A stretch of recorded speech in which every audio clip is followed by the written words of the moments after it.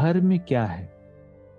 सब लोग हमारी बात नहीं सुन रहे, सब लोग हमारी बात नहीं समझ रहे। तो बाबा कहते हैं घर में असल में अभी भी तो कीचड़ ही है ना। तो उससे उसमें कमल बन के खिलना, उसमें लोटस लाइक लाइफ को लीड करना, ये हमारी लाइफ का पहला वैल्यू है। आपने देखा होगा कि हनुमान का गदा हमेशा कंधे पर होता है। और स्टोरी में ये बात बहुत पहले सुनाई जाती है कि हनुमान जी जब बचपन में पैदा हुए तो बहुत शरारती थे।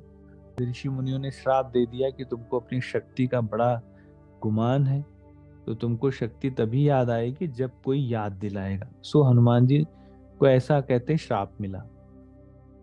अब उसी का दूसरा एस्पेक्ट है कि विष्णु की गदा नीचे की तरफ है।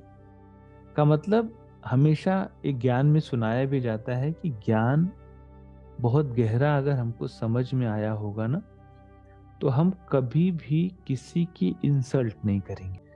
गीता ज्ञान उनको सुनने की जरूरत थी जो कंफ्यूज्ड है या जो बहुत ज्यादा अटैच्ड है। तो जो गदा नीचे की तरफ है, मतलब हमको ज्ञान तो गहरा समझ में आया है, लेकिन हमको डाउन टू अर्थ भी रहना है साथ साथ।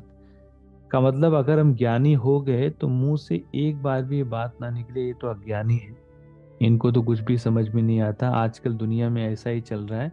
तो जितनी बार हमारे मुंह से ये थॉट निकल रहा है, जितनी बार मुंह से हमारी ये बातें निकल रही हैं, उतना हम उनको कर्स कर रहे हैं, बेसिकली श्राप दे रहे हैं। हम जो भी बोल रहे हैं, जो भी सोच रहे हैं, जो भी उसको प्रिजर्व करके रखा है, चाहे ज्ञानी से बात करते हैं चाहे अज्ञानी से बात करते हैं, उस समय हमारा थॉट प्रोसेस जो है वही उनका भाग्य है, वही आपका भी भाग्य है।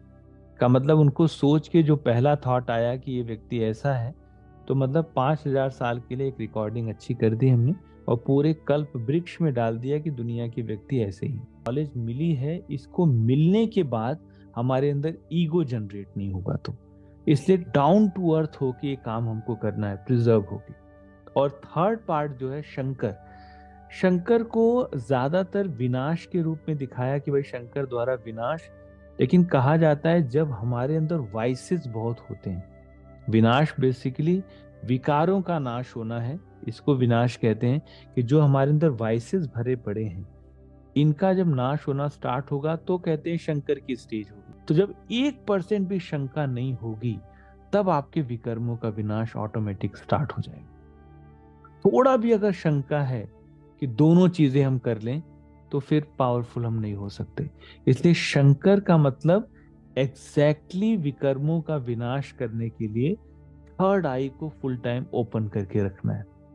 तो डेली मास्टर ब्रह्मा बनना, डेली मास्टर विष्णु बन के उसको प्रिजर्व करना, और डेली अपने शंकाओं का विनाश करना। जो भी डाउट है आप उसको दीदी से पूछिए, मुरली से पढ़िए, लेकिन एक बार भी शिव बाबा पर डाउट नहीं करना है। उसे परमात्मा ने कहा है ना कि मुझे कोटों में कोई में कोई समझ पाएगा। माना मिलियन ट्रिलियन में थोड़े से लोग हैं जो भगवान को समझ पाते हैं। सो हम लोग ऐसा क्यों सोचें, अपने आप को उसी स्थान पर क्यों ना रखें, थोड़ा भी डाउट क्यों पालें।